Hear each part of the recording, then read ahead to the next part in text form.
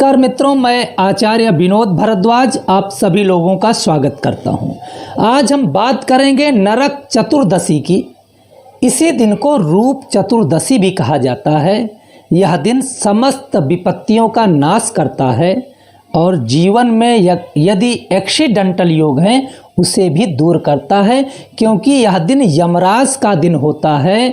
यह दिन कर्म फल को देने वाले भगवान यमराज का दिन है और इस दिन कुछ कार्य कर लेने से निश्चित रूप से यमराज की प्रसन्नता प्राप्त होती है। कुंडली में खष्टम, अष्टम, द्वादश स्थान में यदि कहीं कोई दिक्कत हो रही है तो वह भी इस दिन कुछ कार्य करने से दूर हो जाती है, क्योंकि खष्टम, अष्टम, द्वादश भावों को त्रिक भाव कहा जाता है। खष्टम भाव को शत्रु का भाव कहा जाता है, अष्टम भाव को मृत्यु का भाव कहा जाता है और द्वादश भाव को अस्थिर यात्राओं के लिए भी जाना जाता है और परिवार में कलह के रूप में भी जाना जाता है, अर्थ खर्च के रूप में भी जाना जाता है। जब हम बात करते हैं नरक की तो मन में आता है कि तमाम दुखों का पहाड़ उस व्यक्ति के ऊपर आ जाता है, तो उसे कहते हैं नरकीय जीवन जीना। तो यह नरकीय जीवन जीने से मुक्ति दिलाता है नरक चतुर्दशी के दिन ये छोटे छोटे कार्य। अब हम बात करते हैं नरक चतुर्दशी के दिन क्या क्या करें, क्योंकि नरक चतुर्दशी अभ्यंग स्नान के लिए भी जाना जाता है। नरक चतुर्दशी के दिन दीपदान के लिए भी यह दिन जाना जाता है और साथ ही साथ इस दिन निश्चित रूप से यमराज की प्रसन्नता के लिए भी यह दिन जाना जाता है। आज के दिन यमराज को दीपदान करके अपने जीवन के दुखों से मुक्ति पा सकते हैं।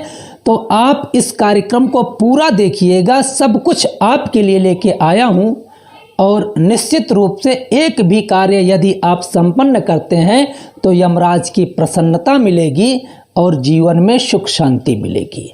अब बात करते हैं अभ्यंग स्नान की। अभ्यंग स्नान का एक विशेष मुहूर्त है।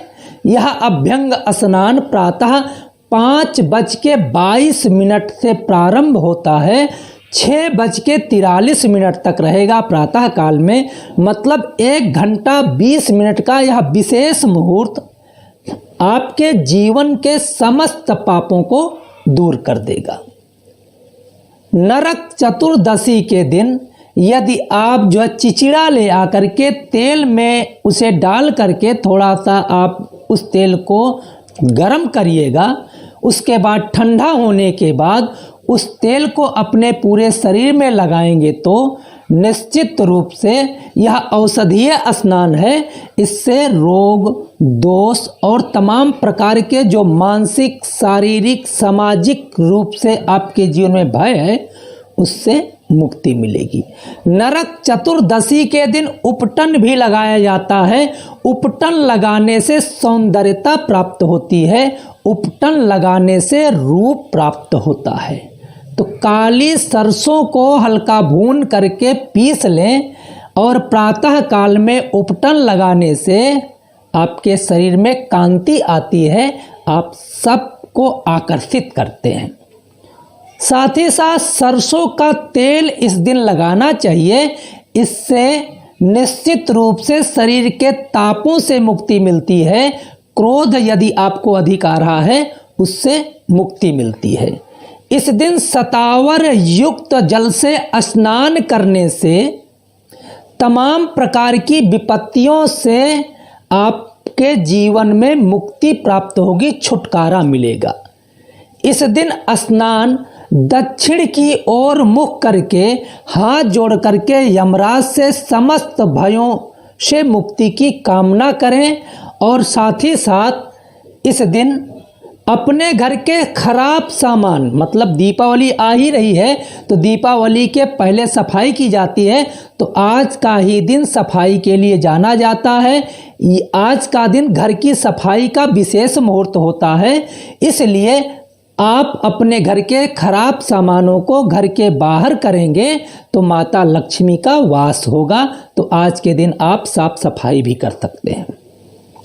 अब बात करते हैं दीपदान की, क्योंकि यम दीप दान के लिए भी यह दिन जाना जाता है। यदि आप 4 मुख का दीपक अपने घर के मेन गेट के उल्टे हाथ पे कुछ चावल वगैरह या गेहूं रख करके अगर आप जो जलाएंगे, हाथ जोड़ करके आप दक्षिण की ओर मुख करके आप यमराज से अपने जीवन में भय मुक्ति की कामना करेंगे। अपने जीवन में जो भी बीमारियां हैं उससे मुक्ति की यदि आप कामना करेंगे तो निश्चित रूप से यमराज का आशीर्वाद आपको प्राप्त होगा। आपके जीवन में दुर्घटनाएं नहीं होंगी।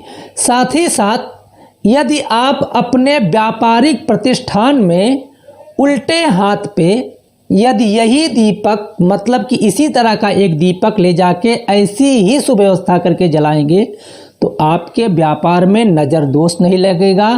उन्नति के साधन निश्चित रूप से आपके व्यापार से आपको प्राप्त होंगे। साथ ही साथ यदि आज के दिन अपने घर के देवी देवताओं के सामने तेल का दीपक जलाते हैं तो देवी देवताओं का तो आशीर्वाद मिलेगा ही मिलेगा। आपके घर के पितृ देवता, आपके घर के कुल देवता आपसे प्रसन्न होंगे और घर में शांति का वातावरण बनेगा। मित्रों, यह कार्यक्रम आपको कैसा लगा ज़रूर बताइएगा। इस कार्यक्रम को शेयर करें, हमारे YouTube चैनल को आप लोग सब्सक्राइब करें। आप लोगों का बहुत बहुत धन्यवाद। नमस्कार।